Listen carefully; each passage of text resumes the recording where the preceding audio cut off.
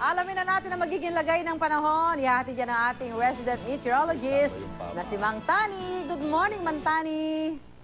I am ready. GMA Weather. Serbisyong totoo ng GMA News.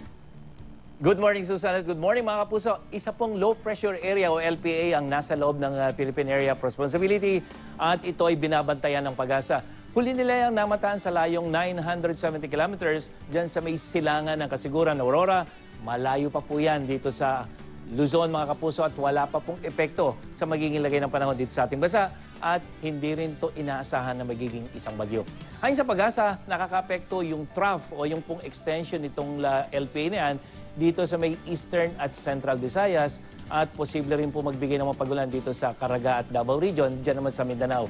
Nananatili namang mahina yung hanging habagat sa ngayon, lalong-lalo na dito sa may extreme Northern Luzon. At dahil po dyan, inaasahan na magiging maaliwalas ang panahon sa malaking bahagi ng Luzon ngayong araw, pero dapat mga kapuso, maging IM ready pa rin sa posibilidad ng thunderstorm. At sa Metro Manila, mataas po ang tsansa ng pagulan pagdating ng gabi. Pero mga kapuso, yung ating init factor, posibleng umabot siya ng 39 degrees Celsius. May mahinang pagulan din na maaaring maranasan ngayong weekend. Lalong-lalo na po pagdating ng linggo na kung saan magiging mas maulap.